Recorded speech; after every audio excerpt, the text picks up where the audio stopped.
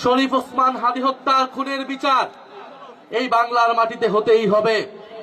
আমরা যখন ইলেকশনে মানুষের কাছে গিয়েছি, সারা বাংলাদেশের মানুষ আমাদের কাছে এটাই বলেছে, ওসমান হাদি হত্যার বিচার যেন ভাইয়া এই মাটিতে হয়।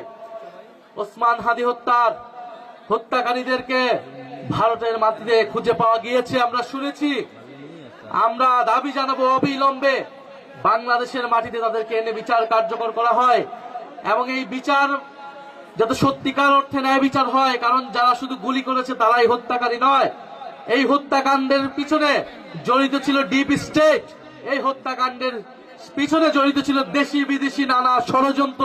সেই ষড়যন্ত্রকে বাংলাদেশের মানুষের সামনে উন্মুক্ত করতে হবে এবং শুধু প্রত্যক্ষ নয়, পরোক্ষভাবে যারা এই হত্যাকাণ্ডের সাথে জড়িত তাদেরকেও বিচারের আওতায় আনতে হবে।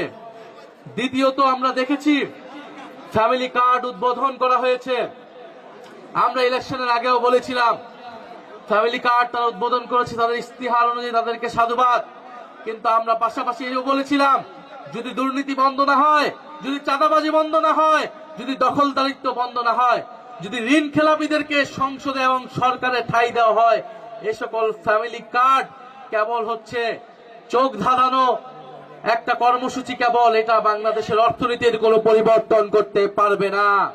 ফলে আমরা আহ্বান জানাবো যে সকল ঋণ খেলাপি লুটেরা দুর্নীতিবাজদেরকে সরকারে সংসদে নিয়ে যাওয়া হয়েছে, নমিনেশন বিক্রি করা হয়েছে, সেই সকল ঋণ খেলাপিদের বিরুদ্ধে যাতে বাংলাদেশ সরকার, বাংলাদেশের সুপ্রিম কোর্ট, নির্বাচন কমিশন ব্যবস্থা নেয় এবং তারা যাতে অতি দ্রুত দেশের টাকা, ব্যাংকের টাকা ব্যাংকে ফিরিয়ে দেয়।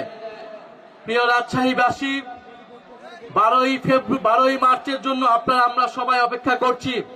12ই মার্চ নতুন জাতীয় সংসদের অধিবেশন। সেই অধিবেশনে শুনছি আমরা ফ্যাসিস্টের দোসর, ফ্যাসিস্টের লেজুর রেখে যাওয়া রাষ্ট্রপতি বক্তব্য দিবে, ভাষণ দিবে। আপনাদের সামনে স্পষ্টভাবে বলে যাচ্ছি, কোন ফ্যাসিস্টের দোসরের বক্তব্য শোনার জন্য 12ই মার্চ আমরা জাতীয় সংসদে যাচ্ছি না।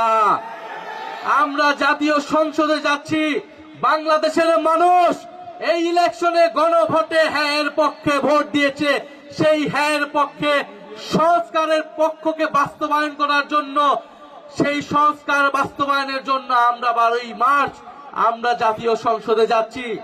জাতীয় সংসদে আমরা যাচ্ছি কবে উচ্চকক্ষ হবে, কবে সংবিধান সংস্কার পরিষদ হবে সেই হিসাব নেওয়ার জন্য, কবে সরকার দল শপথ গ্রহণ করবে সেটা শোনার জন্য, কোন ফ্যাসিবাদের দোসরদের বক্তব্য শোনার জন্য আমরা 12ই মার্চ সংসদে যাচ্ছি না। আপনারাও নজর রাখবেন। আমরা বলেছি এই রাষ্ট্রপতিকে অবিলম্বে অপসারণ করে গ্রেফতারের আওতায় আনতে হবে এবং সংবিধান সংস্কার পরিষদ করে সংস্কার বাস্তবায়ন করতে হবে, হ্যাঁ বাস্তবায়ন করতে হবে। আপনারা সবাই হ্যাঁ এর পক্ষে ভোট দিয়েছেন না? আমরা সবাই দল মত নির্বিশেষে হ্যাঁ এর পক্ষে ভোট দিয়েছি। ফলে সংস্কারের পক্ষে, বিচারের পক্ষে আমাদের সেই লড়াই চলমান থাকবে। আপনাদেরকেও সচেতন থাকার, 12ই মার্চ সংসদের দিকে তাকিয়ে থাকার আহ্বান জানাচ্ছি।